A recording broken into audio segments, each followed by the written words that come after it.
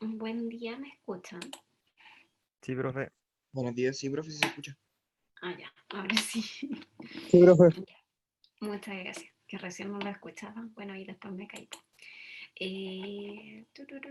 Le toca partir ya hoy día Martín Fuentealba, Bastián Gutiérrez. Luego el grupo de Pablo Ayala, Martín Castro, Lucas Valdebenito, Benjamín Poblete. Y si es que no alcanza el tiempo, ¿cierto? Todo anda bien. El grupo de Francisca Cuevas, Valentina Espinosa, Orellana y Huerta. ¿Ya? ¿Dudas, consultas antes de empezar?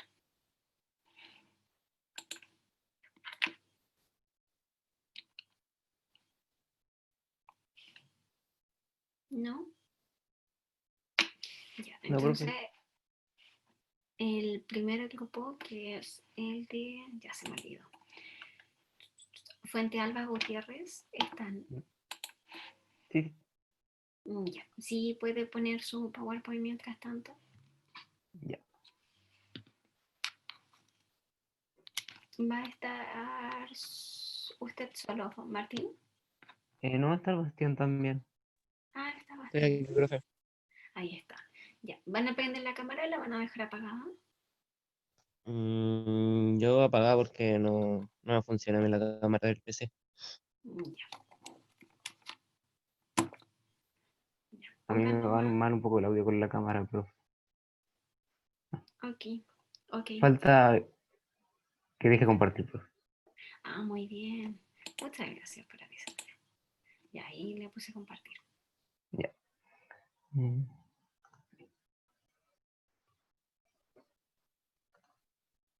¿Se ve ahí? Ahora sí. Ya. ¿Empezamos cuando grabamos, profe? A ver, déjenme ver. Mm, ya, déjenme ordenarme el partido.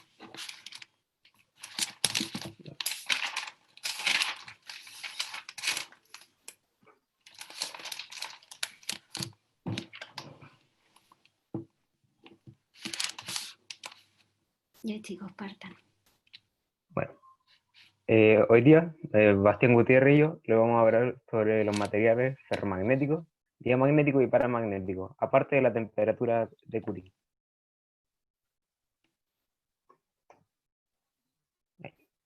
Los materiales ferromagnéticos. Encontré que primero para explicarlo tendría que explicar dos conceptos.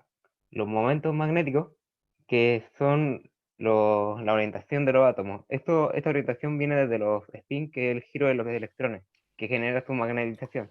O sea, básicamente, según giren los spin, es donde van a estar orientados los átomos. Como se ve en la foto, serían estos, no sé si ve mi flecha, pero estos puntitos azules. Estos serían los llamados momentos magnéticos. Luego, definiría los dominios, que es una región dentro del material ferromagnético en la que todos los momentos están orientados entre sí, en una misma posición, como esto se ve. Estos se encuentran separados entre sí por un llamado las paredes de Bloch. Entonces, ahora sabiendo esto, podemos responder que los materiales ferromagnéticos son aquellos que al tener contacto con un campo magnético es capaz de orientar sus momentos y dominios volviéndose un material magnetizado, y es capaz de mantener estas cualidades después de suprimir el campo magnético. Después vendría la temperatura Curie. La temperatura Curie se le denomina a la temperatura en donde los materiales ferromagnéticos pierden sus cualidades y empiezan a comportarse como un material paramagnético. Esto se debe a la entropía, ya que el calor genera más movimiento dentro del material, haciendo que se desordenen sus momentos magnéticos. Esto llega a romper incluso con los dominios. Pero luego de bajar la temperatura, el material ferromagnético vuelve a comportarse de la manera habitual y vuelven a aparecer los dominios. Eso se llama así por Pierre Curie y su hermano Jacques. En sí, la temperatura de Curie es básicamente la temperatura que hay que calentar un imán para desmagnetizarlo. Y acá hay un ejemplo en la tabla de diferentes, el hierro y la temperatura Curie.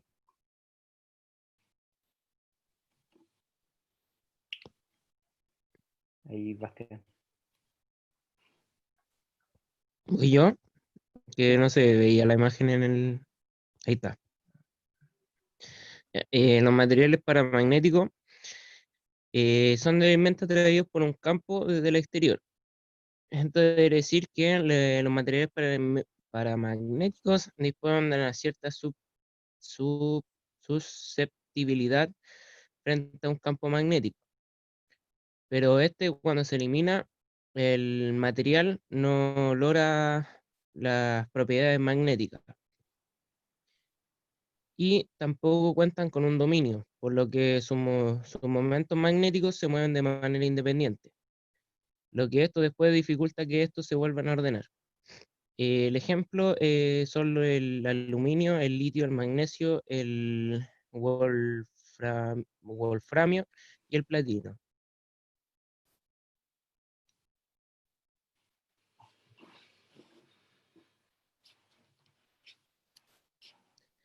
Los materiales diamagnéticos. Los materiales diamagnéticos, al contactar con un campo magnético, todos sus momentos se acomodan en contra del campo. Esto lo conduce a una repulsión entre el material diamagnético y el campo magnético. Espere, En algunos Bastián, casos, ¿ah? es que se le fue el power. Sí, espero, profe, que No, no me estaba cambiarlo y yo lo había pegado.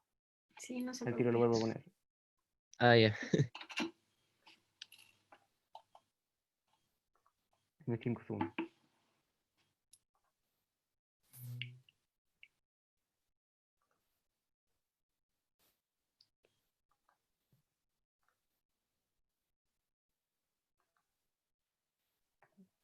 Mm,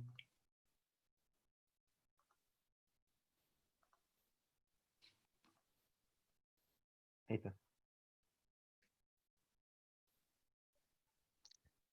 Repito todo de nuevo, profe. Eh, o sea, los de diamagnético solamente, que ahí se le fue el power y estaba como recién empezando, según yo. Ya. Ya, como decía antes, los materiales diamagnéticos, cuando contactan con un campo magnético, todos sus momentos se acomodan en contra. Esto los conduce a una repulsión entre el material diamagnético y el magnético. En algunos casos esto es imperceptible, mientras que los superconductores pueden hacer que el material diamagnético levite sobre el campo magnético. Los ejemplos de este material diamagnético son el agua, el hidrógeno, el helio, el cobre, el oro, el silicio, el grafito, el bronce y el azufre.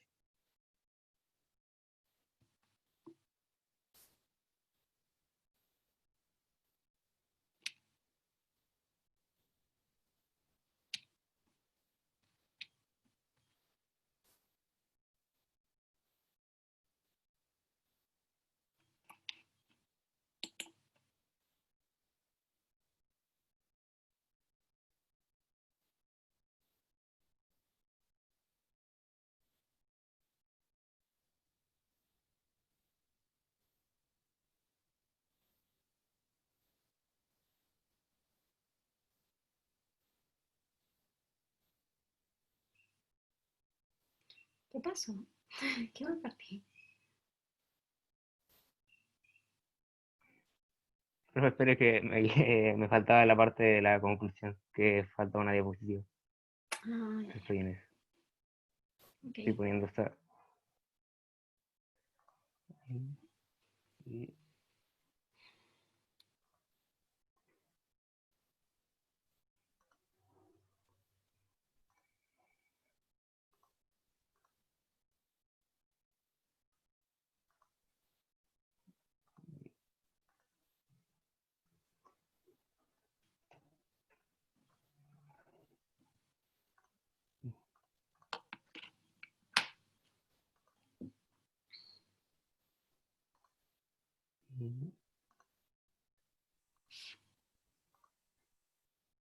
Ahí. ¿Se ve, profe? Sí, sí se ve. Ya, entonces, en conclusión, los materiales ferro para y diamagnéticos se definirían según su momento magnético y cómo reaccionan a los campos. Si son capaces de mantener sus cualidades o desaparecen cuando el campo se suprime. Y cómo el calor los va variando según la entropía y la temperatura de Curie. Y cómo varía según tener dominio y no, y cómo facilita su magnetización.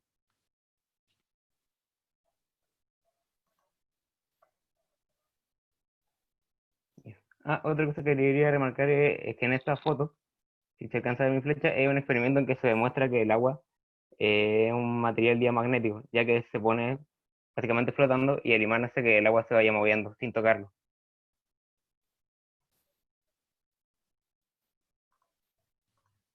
¿Cómo? Y básicamente se pone como en un recipiente con agua, en un vasito de cristal, flotando en un recipiente más grande de agua, y con el imán, no me acuerdo, pero un imán más fuerte de lo normal, como lo va empujando y hace que se mueva. Hay un video en YouTube y veo cómo se mueve según el imán. Va Pero con empujando el un solo recipiente. imán. Sí, Ah, ya, ya.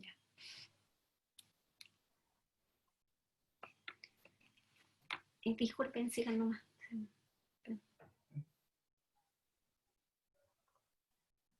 y eso.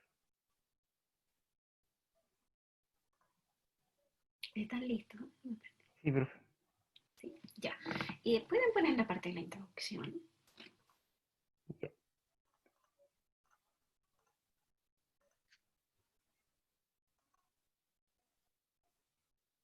Usted lo hicimos directamente, profesor.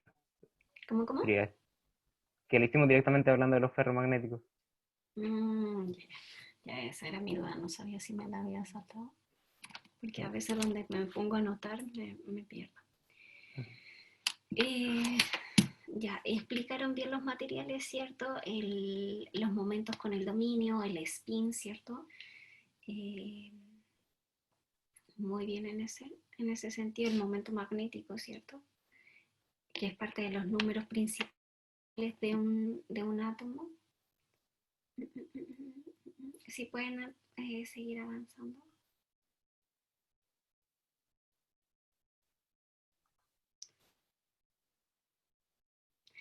Sobre las aplicaciones de los materiales, ¿saben alguna?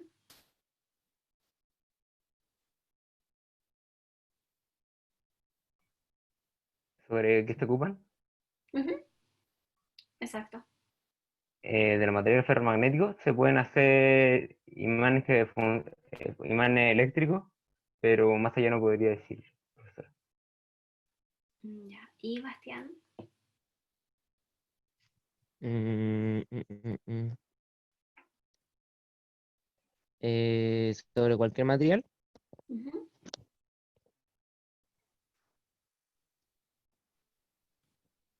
profe. Sí.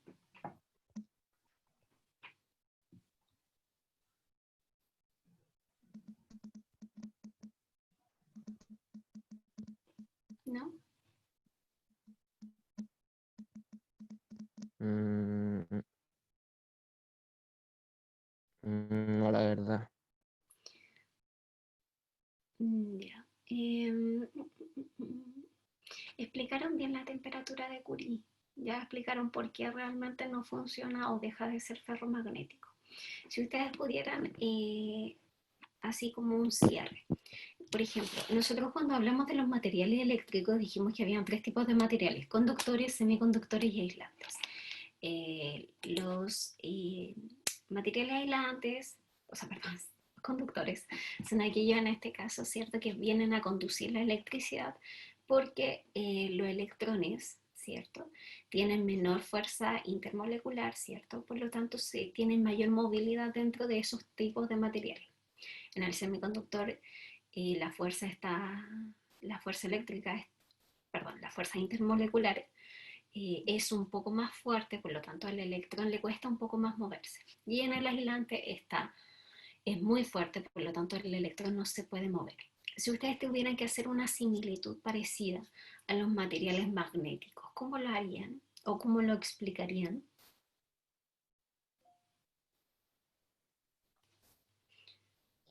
Eh, los diamagnéticos,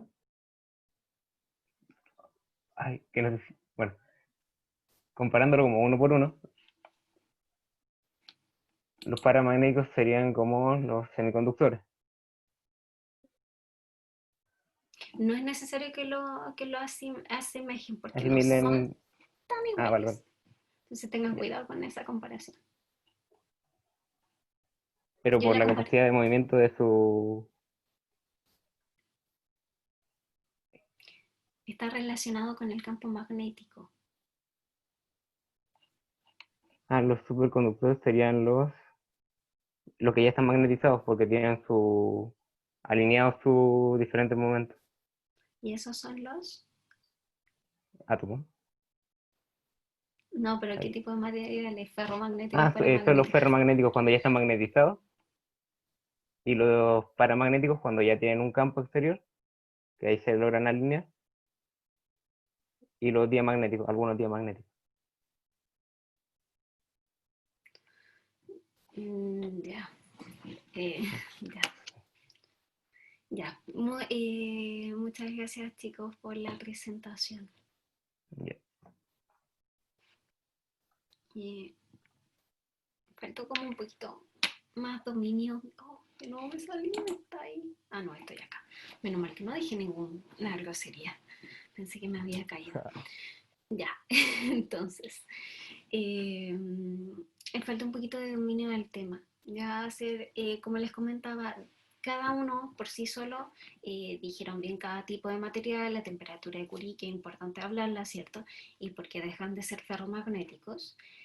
Pero faltó como un mejor cierre y también una mejor introducción, ¿ya? En cuanto a lo demás, son cosas que pasan en el asunto del PowerPoint, ¿cierto? Todos estamos aprendiendo de esta nueva tecnología, ¿ya? Pero eso, chicos, un poquito mejor de dominio, explicación de repente, ¿ya? Y cuando tengan estos problemas de que quizás no entendieron bien o no encontraron la información, me preguntan, ¿ya? Me preguntan y quizás yo les puedo enviar, no sé, les puedo buscar un video de YouTube con una mayor explicación o se las puedo explicar yo misma, ¿cierto? Pero pregunten cuando no sepan bien las cosas o no sepan explicar bien las cosas, ¿ya? Así que eso, chicos, muchas gracias por su presentación. Ya, perfecto. El siguiente grupo.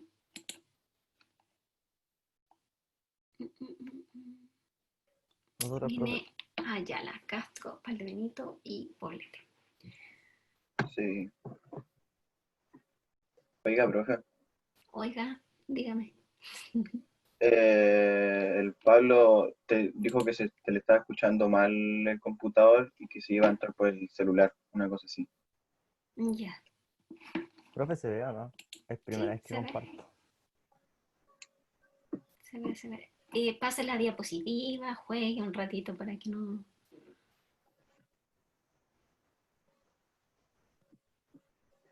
Ahí está el Pablo.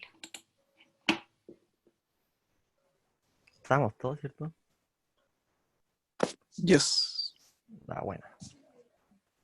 Sí, ahí entró Pablo. ¿Puede cambiar el PowerPoint? ¿Cómo? ¿Se me escucha, profe? No entendí, ¿Le profe. escucha?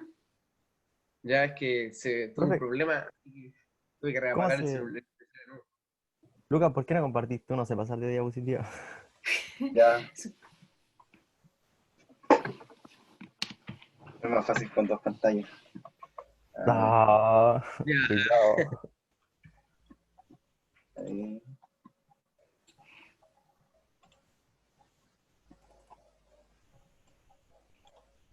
Oye, hay que andar. Ahí. Y ahora sí. Ya. Pase la diapo a ver si realmente se cambia.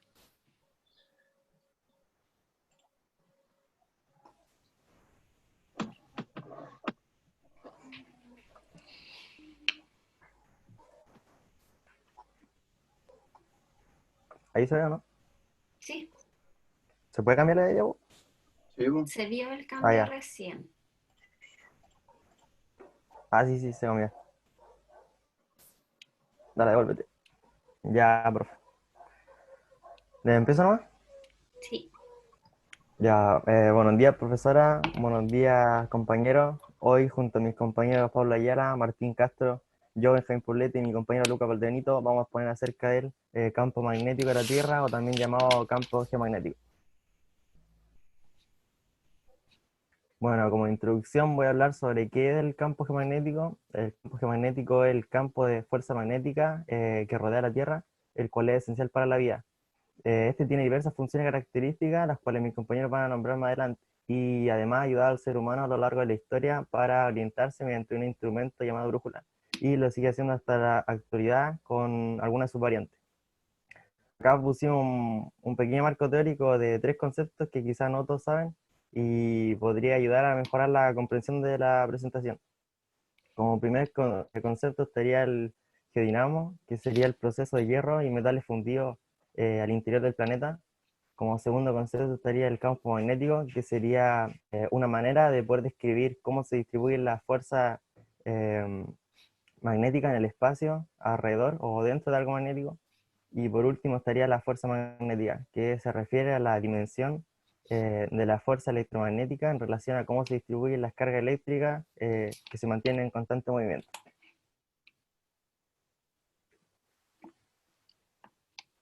¿Cómo se genera? Bueno, el campo geomagnético se genera alrededor del núcleo interno y externo de la Tierra, eh, gracias a las cargas eléctricas en constante movimiento que dan paso a las corrientes eléctricas. Bueno, su generación está relacionada con la rotación de la Tierra en un proceso llamado geodinamo. Y aquí lo que nos faltó escribir en la diapo es que la formación del campo magnético de la Tierra está relacionada con esos dos conceptos que vendrían a ser las corrientes eléctricas y el movimiento de metales fundidos al interior del planeta. Bueno, en el interior del planeta, la capa exterior, están los metales fundidos, entre los que se encuentran el hierro, el níquel y otros metales también en pequeñas cantidades, en una capa que tiene aproximadamente 2000 kilómetros de espesor.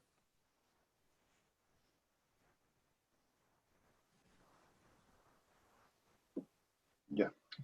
Aportes del campo magnético o campo geomagnético. Bueno, un aporte muy importante que nos da el campo geomagnético es la protección de los vientos solares, los cuales corresponden a cargas de energía provenientes del Sol, más conocidos como los rayos ultravioleta o los rayos UV, y la forma en que nos protege el campo geomagnético es a través de la magnetosfera, la cual es producida por los dos polos que posee la Tierra. Y la magnetosfera encarga de desviar esa rayo ultravioleta, así los termina protegiendo. Y a medida que, o sea, cuando se sucede eso, también podemos presenciar un fenómeno que conocemos como aurora boreal, que se forma cuando los vientos solares se desplazan a través de la aurora, o sea, del campo, no, de la magnetosfera, ahí sí. Y también se puede decir que el campo geomagnético nos ayuda, o sea, a nosotros los seres humanos para orientarnos mediante la brújula, que ya sabemos que en, ¿cómo se llama esto? En medios de expedición y descubrimiento, la brújula ha sido un instrumento muy útil.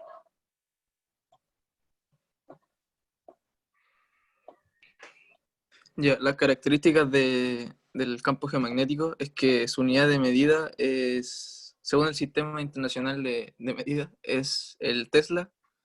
La capa exterior de esta se llama magnetopausa. La intensidad, la zona donde hay mayor intensidad se encuentra cerca de los polos o por los polos, y donde hay menos intensidad se encuentra cerca del ecuador. Una característica que tiene este campo magnético es que lo pueden identificar algunos animales para poder orientarse durante la migración y que así sea mucho más fácil. Como por ejemplo las aves y las tortugas, por ejemplo. La variación del campo magnético. El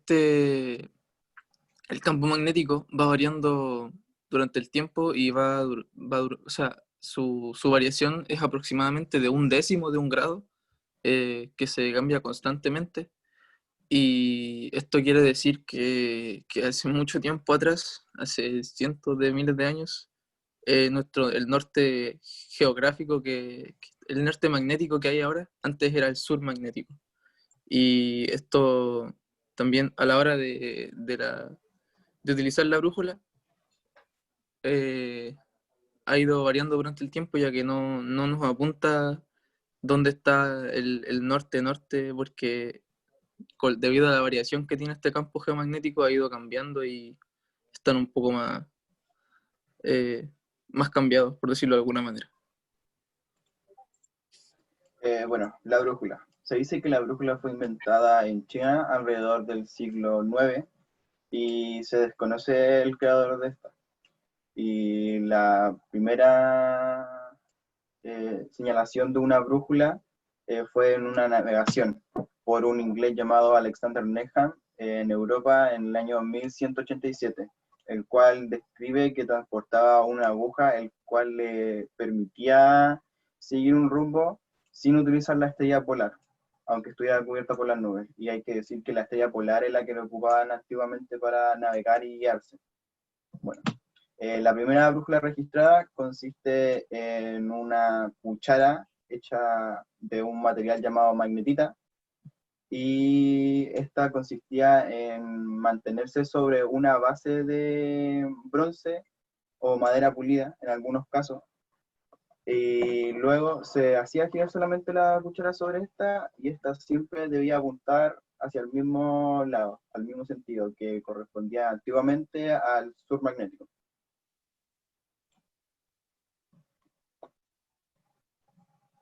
Bueno, la brújula fue y es uno de los instrumentos más importantes en la historia de la humanidad, ya que ha sido utilizada para viajar, tanto en la superficie de la Tierra como a lo largo y a lo ancho del mar. También ha sido una herramienta útil a la hora de la supervivencia.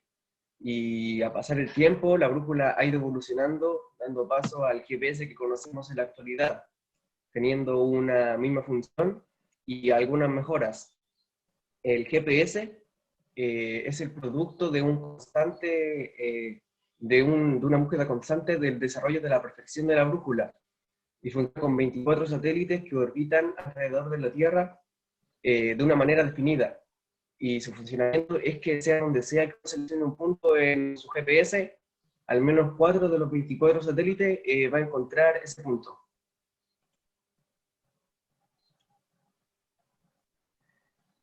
El campo geomagnético, el campo magnético de la Tierra es fundamental para la vida, ya que mantiene a la atmósfera en su sitio y ayuda a los humanos y a algunos seres vivos a orientarse de mejor manera en la Tierra. En el caso de los animales, el campo geomagnético los ayuda a orientarse mayormente en el mar y también fuera de este, incluyendo a reptiles y aves en su mayoría. Pero el humano también ha aprendido a usarlo para su beneficio, obteniendo algunos resultados inesperados, y lo cual parece increíble cómo alguien pudo haber creado la brújula sin tener el conocimiento y sin poder ver el campo geomagnético. Pero este es muy importante, y sin el campo geomagnético, como dije anteriormente, no tendríamos atmósfera, y sin atmósfera comenzaría la evaporación de los mares y de los ríos, lo que haría lo vería como una sequedad total en la Tierra y no habría ningún tipo de líquido. También la atmósfera mantiene el oxígeno dentro de la Tierra, lo que haría que todo ser vivo que necesite del oxígeno muera, incluyendo a los animales marinos, a los terrestres, a las plantas y a los seres humanos. Y también la atmósfera funciona como un escudo contra los meteoritos, algunos satélites y algunos aerolitos, lo que después de nuestra extinción la Tierra quedaría destruida. Y esto da a entender que anteriormente solo se creía que el campo geomagnético ayudaba a ambientarse, pero ahora, gracias a algunos descubrimientos científicos, comprendimos que el campo geomagnético ayuda a mantener la Tierra y la vida misma. Allí estaría la bibliografía donde encontramos la información. Muchas gracias.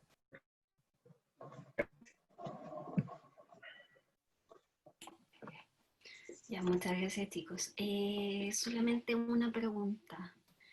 El campo magnético y la Tierra, si me lo pueden explicar mejor cómo se origina y bien, porfa. Ya, profe. El, el campo magnético de la Tierra se genera debido a la rotación de la Tierra, sumado a la variación de la temperatura, y tiene que ver con el movimiento de metales fundidos que están al interior del planeta, concretamente en la parte exterior del núcleo, donde están los metales fundidos. Como se sabe, los metales son materiales conductores de electricidad, y esto sumado a las cargas eléctricas en constante movimiento que dan paso a la corriente eléctrica, eh, ¿cómo se dice? Eh, Darían formación al campo magnético.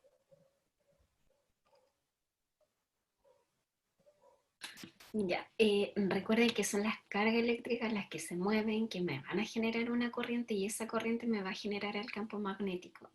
Y ya, en sí con el material no está muy relacionado porque como bien ustedes no lo dijeron, pero lo han dicho los otros grupos, no se puede por la temperatura de Curie. Ya, entonces eso dejar bien claro y que les quede muy claro a sus compañeros. No es porque este núcleo externo sea o esté compuesto de fierro o hierro y de níquel, ¿ya? Es simplemente porque las cargas eléctricas se están moviendo debido a la rotación y traslación de la Tierra, ¿cierto? Y cuando las cargas eléctricas, en este caso los electrones, se empiezan a mover, van a generar una corriente. Y esa corriente van a originar y formar el campo magnético de la Tierra, ¿ya? Muy bien, chicos, la presentación, ¿cierto? En general bien, ya no, en general bien. ¿Qué es un dínamo? Si lo pueden explicar. ¿Cómo, profe? Dínamo, ¿qué es el dínamo? O sea, según lo que leí en Se refiere a internet, la... es una teoría. La teoría del dinamo, o llamado geodinamo. Y ya. ¿Alguien quiere explicar un poquito más sobre eso? Yo también me acordaba de eso, que es la teoría dínamo o geodinamo. Y es lo que está explicado, lo que explicó el Benja en el principio. Un dínamo es un generador de energía eléctrica, ¿ya? Eso es un dínamo. Y un dínamo se puede encontrar en los motores, por ejemplo, en varias aplicaciones que ocupamos nosotros acá. Y como les decía, como las cargas eléctricas se están moviendo, nos van a generar esta corriente eléctrica. Y por eso la teoría se llama geodínamo, geo de tierra y dínamo porque genera una corriente eléctrica, ¿ya? Recuerden que todo lo que siempre se exponga, se hable, tienen que saber qué es. No pueden decir algo porque suena bonito, porque suena culto o porque sea así. Tienen que saber por qué, ¿ya? Eh, pero en general bastante bien la presentación, chicos. No tengo nada que agregar. Agradecido, profe. Gracias a ustedes. No sé si quieren decir algo o el siguiente grupo. Disculpen, ¿por qué Dinamo no le pusieron tilde? Por alguna razón en parte. Es que, ¿por qué pregunto? Porque en todos los trabajos que he visto, en los resúmenes de ustedes y del otro curso, Dinamo no le han puesto tilde. Profe, es que... Y se puede usar No sin lleva tilde y tilde. con tilde. ¿Y por qué? porque No sé. o sea, hay gente que lo dice con una sílaba tónica y otro con la otra. O sea, geodinamo y geodínamo. Y si Ah, fuera geodínamo sería drújula y ahí sí llevaría tilde. Pero nosotros le decimos geodinamo, así que no le pusimos tilde. ya. Lo que yo tengo entendido, igual que el magneto, que no sé si fue este curso o el anterior, magneto con el magnético. La diferencia, igual que el dinamo con el dinamo, es simplemente que uno viene, son los modismos españoles, ¿ya? La mayoría de lo que nosotros estudiamos acá y de los libros que llegan a Chile vienen de España o vienen de México, entonces vienen con otros modismos. Y por eso en general no se tilda el geodínamo y el magneto, que con el magnetismo es lo mismo, ¿cierto? Solamente que por los modismos cambian. Pero por lo que yo tengo entendido, obviamente quizás puede ser que me equivoque, geodínamo es esdrújula y debería tildarse. En internet, profe, también sale grave y sale sin ¿Sí? tilde. Sí, Sin profe. tilde. Ya. Bien, muchas gracias. Ahora sí, el siguiente y último. Ya, profe.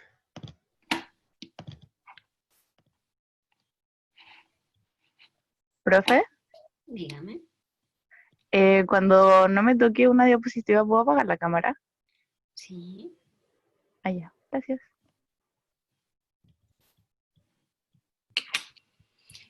Oh, qué bonito. Prueben el paso de diapositiva. Ya, profe, sí, tengo un problema, sí voy a tener que prender la cámara antes, profe, porque no la puedo prender desde acá. A ver. Sí, no, sin yo ningún problema.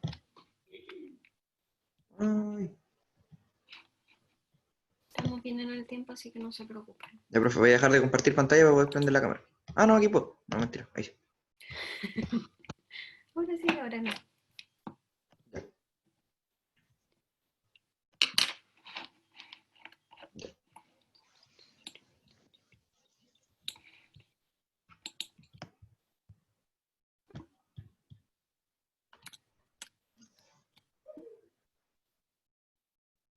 Ya. Buenos días, profesora. Buenos días, compañeros. Nosotros con mi grupo, con Francisca Cuevas, Valentina Huerta, Pietro Millana, y yo, Valentina Espinosa, la que habla, vamos a hablar sobre las auroras boreales y las auroras australes.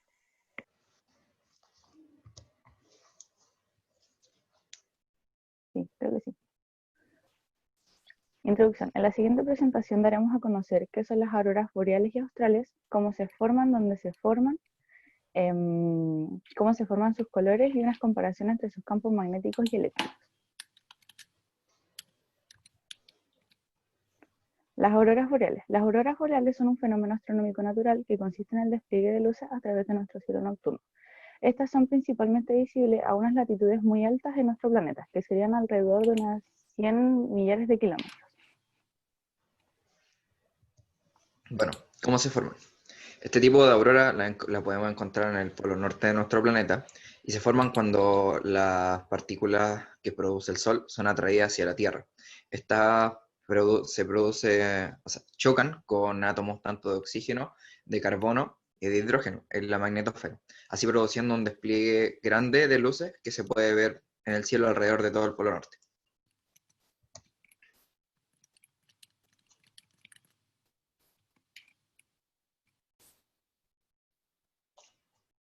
Vale, tenía el micrófono apagado. Ahí sí. Ahora sí, las zonas más usuales donde se forman las auroras boreales son en el hemisferio norte. En las costas de Islandia, los puntos más frecuentes son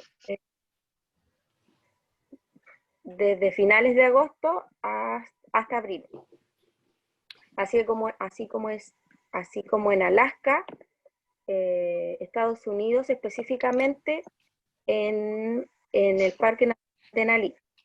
Lo mismo en los territorios del noroeste canadiense, muy cerca de la población de Yellowknife, o en la mayor región urbana del norte de Noruega, muy cerca del círculo ártico de Tromsø.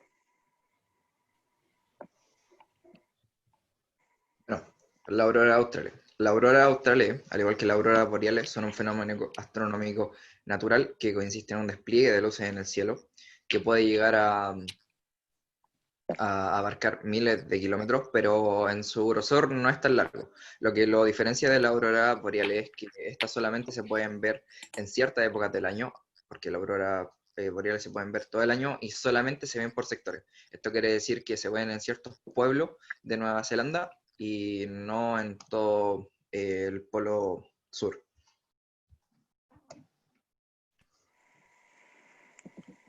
¿Cómo se forman? Este tipo de auroras se encuentra en el hemisferio sur en una zona circular de este hemisferio. La actividad solar libera grandes cantidades de partículas saturadas con carga positiva y negativa al espacio. Una gran parte de estas partículas son atraídas por nuestro campo magnético, haciendo que éstas choquen con la atmósfera, disminuyendo la energía de colisión. Y así son devueltas en forma de luz que pueden ser visibles en nuestro cielo.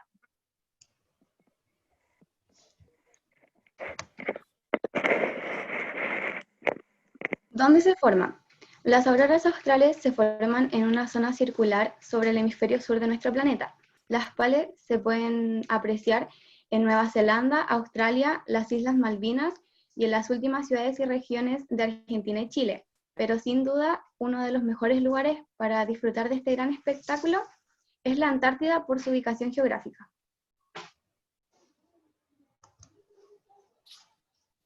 ¿Cómo se forman los colores? Las auroras tienen formas, estructuras y colores muy diversos que además cambian rápidamente. El más habitual es el color verde, pero también se pueden ver auroras de colores rojizos o azulados. Estos colores se deben a la composición de la atmósfera de la Tierra, la cual está en su mayoría compuesta por nitrógeno y oxígeno. El oxígeno, al ser el más fácil de ionizar, es el causante del color verdoso, pero también existe una segunda emisión del oxígeno, el cual produce los colores rojizos. El nitrógeno produce colores más rosáceos o púrpuras en las zonas más bajas de las auroras, los cuales solo se pueden apreciar en auroras bastante intensas. Además, en ocasiones, las partículas cargadas del Sol pueden desligar uno de los electrones más externos de los átomos de nitrógeno, produciendo así auroras de color azulado, las cuales son las menos frecuentes y difíciles de apreciar por el ojo humano. Y si, por ejemplo, la atmósfera estuviera compuesta de sodio y neón, se podrían ver auroras de color amarillo y naranjo.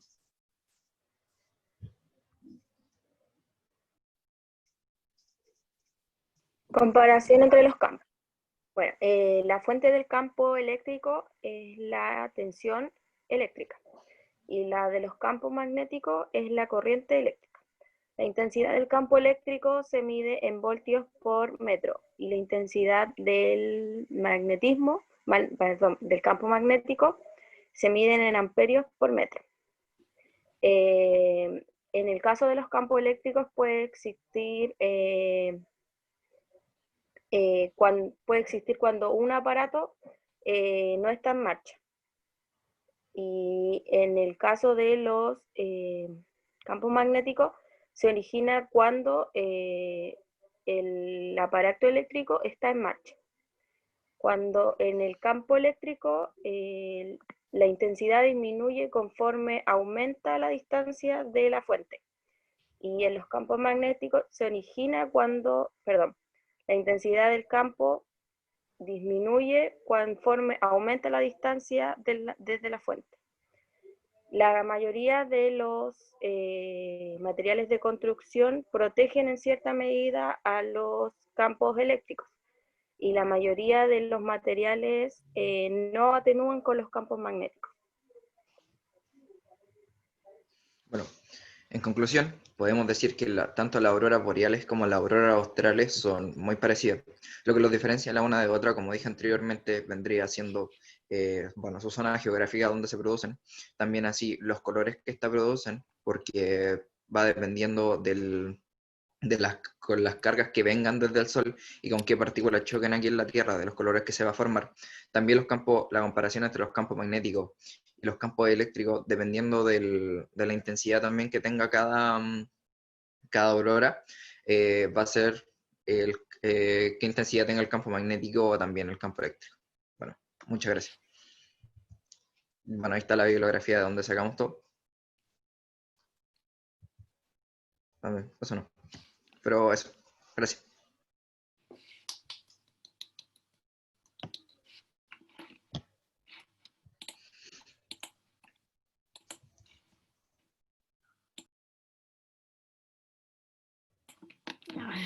Mayor. Ya chicos, muy bien explicado el tema, ¿cierto? Las auroras boreales. ¿Pueden volver a explicar el asunto de cómo se forma la aurora boreal? ¿La aurora boreal? Ya mire, que la aurora boreal, bueno, el sol produce tormentas solares y estas tormentas solares producen ciertas partículas. Estas partículas son atraídas hacia la Tierra y estas partículas dentro de la magnetosfera chocan con átomos de, bueno, de oxígeno, de carbono, de hidrógeno, y esto al chocar produce que se produzcan estos destellos de luz en el cielo. ¿Y estas partículas por dónde pueden entrar? ¿O pueden entrar por Depende, cualquier parte? o sea, es que depende. Se supone que son atraídas hacia los polos, generalmente. Entran por el lado norte o por el lado sur de nuestro planeta. ¿Y por qué por los polos? Porque ahí se producen principalmente las auroras boreales. O sea, ahí se producen así las auroras boreales. No tiene ninguna razón. No, o sea, por lo que leímos, de eso no encontramos nada. Ya. ¿Encontraron algo de del cinturón de Van Allen? No, tampoco no leímos nada del cinturón de Van Allen. Sí lo había escuchado antes, pero dentro de la disertación no encontramos nada. Ya. Las auroras solamente se producen, las demás también pueden responder, no solamente Dieter, ¿ya? De hecho, preferiría ahora que respondieran Francisca, Valentina o Valentina también. ¿Las auroras solamente se forman cuando hay estas tormentas y vientos solares o se pueden originar por otras situaciones? O sea, por ejemplo, las australes se forman cuando la actividad solar como que está sobrecargada, por decirlo así. Entonces esta libera como grandes cantidades de partículas saturadas, con carga positiva y negativa. Y estas son atraídas por los campos magnéticos y chocan con la atmósfera y todo lo que le dije sobre anteriormente de las auroras australes. Ya. Las horas del día, eso se puede, las auroras, me queda Francisca y Vale Espinosa. ¿Las auroras se pueden ver a cualquier hora o solamente en la noche o en la madrugada o en, no sé, en qué hora se pueden ver o a cualquier hora? O sea, las auroras se aprecian mucho más en la noche. Es ahí donde son más visibles y los colores se notan obviamente con mucha más intensidad. Pero, o sea, por lo que leí, también se pueden apreciar de día, pero no se notan mucho porque como está de día, o sea, es como tonto, pero como está de día las auroras no se aprecian mucho. Entonces, por eso en la noche son cuando más se notan. Específicamente, profe, en la madrugada. Ya, ahí sí, ahí estamos mejor. Ya. Entonces, cositas que deben considerar. Como bien dijo la Vale, es cierto, las auroras se ven generalmente en la madrugada, no a cualquier hora. Pueden ocurrir a cualquier hora, eso es verdad, pero en general se ven en la madrugada. Las partículas que entran a la Tierra, ¿cierto? Que entran a la atmósfera, mejor dicho, y forman las auroras boreales, entran en los polos porque el campo magnético en los polos tiene menor intensidad y por eso entra por los polos y por eso no entra ni por el ecuador ni por otra parte. Ya, eso les faltó también. Fueron como esos detalles que son importantes mencionar. ¿Ya? Lo demás bastante bien, chicos. Esos son mis comentarios. ¿Ya? Muchas gracias. ¿Alguien Gracias, profe. tiene algo que decir?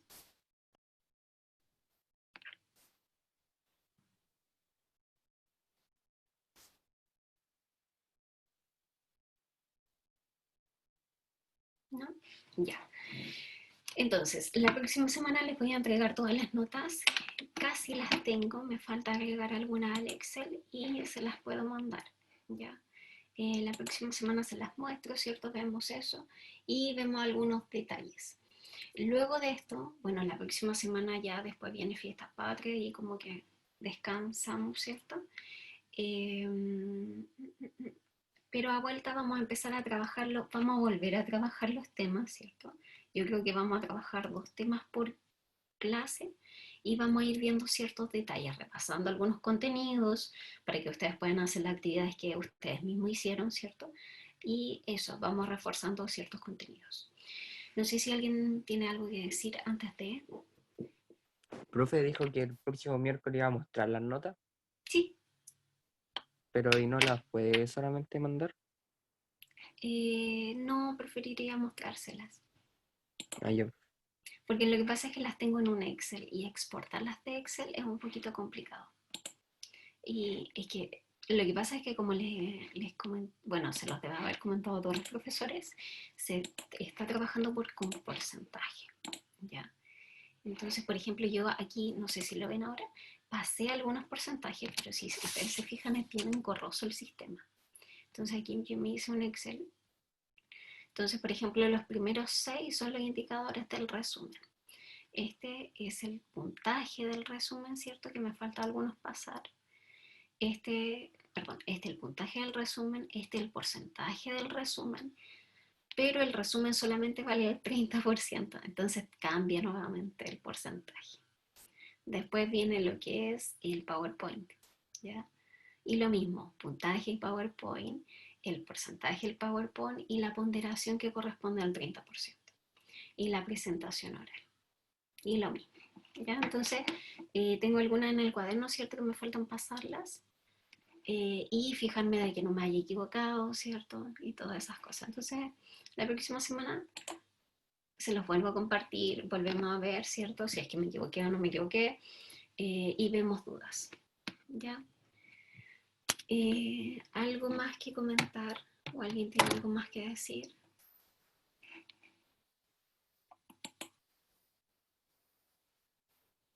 ¿No? Ya, chicos, nos despedimos, que estén muy bien, cuídense harto.